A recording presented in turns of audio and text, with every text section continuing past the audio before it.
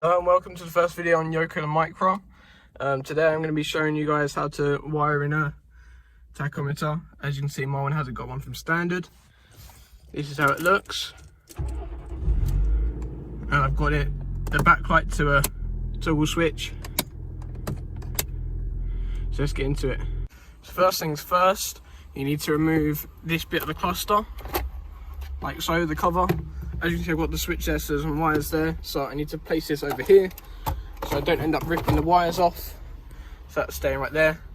Obviously, if you hardwired this without having a switch to adjust the backlight, then you won't have to worry about that, because you can just have that straight coming off the cluster. With this screw here, and a screw here. Move that out the way safely. Remember, there is a pin there, a plug socket, sorry. And then you can put that somewhere safe, make sure you don't break that. So, as you can see here, by now, at this point, you should have disconnected the live from the battery, just so, as you're working with electrics, you don't blow anything up. So, the green wire, coming from this gauge, particularly, I don't know if it'd be any different if you use a different gauge, is the one to actually get the revs reading. And that will be going to a blue and black wire on this connector that goes to the gauges. So you want to tap into that, and I've used a butt connector here, and I've removed the actual wire from here, from the pin, and then just slid it over and crimped it on. You will need either black tape, electrician's tape, butt connectors like these, or you can use the female connectors, the ones that slide in. I think that's what they're called. So then you're going to need to ground it. That's what this black wire here is for. And there is a nut, back there. If you can unscrew that, not all the way, you don't need to take it all the way off, it is easier. Then wrap the black wire round it just as tightly as you can, far to the back, so you can still get the nut on a good amount.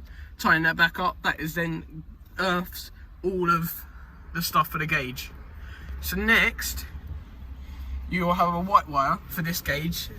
That I have tapped into the yellow wire.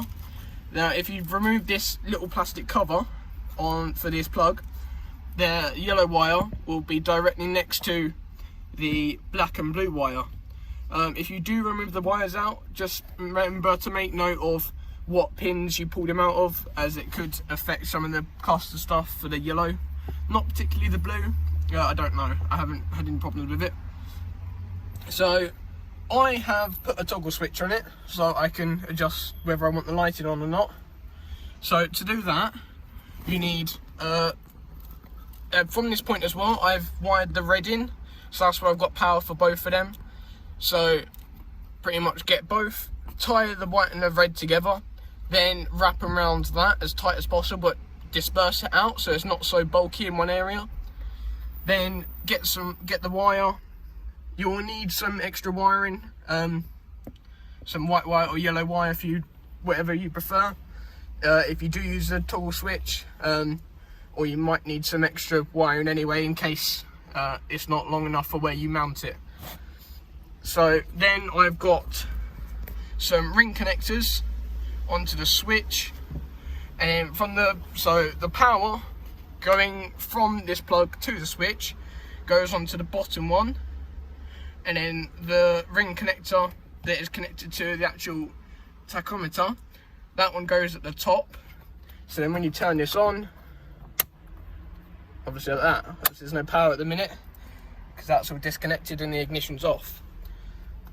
So yeah, that's pretty much it. I put some black tape around it just to neaten it up a little bit. I didn't drill into the dash to mount this one. I just used some 3M tape, and that holds it in pretty nicely.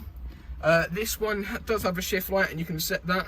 So as you can see on the left there, it's got RPMs, and on the back it also has a cylinder select, so you can have 4, 6 or 8, I believe. So yeah, hopefully this helps, and I should hopefully link the that's not worked. I should hopefully link the gauge and the switch if you want both in the description. So hopefully enjoyed. Please consider subscribing. So that is it pretty much. It's pretty basic. Obviously if you're doing it by yourself, it's probably not easy if you're not perfect with electrics. I did have help. But yeah, if you did like this video, please consider subscribing. I will link the gauge and the switch into the description, and the connectors that I've used, or the style of connectors. I'll put in there the style of connectors, and you can search up if you may find one cheaper, or there's certain types you want to use. Hopefully you enjoyed. Thanks for watching.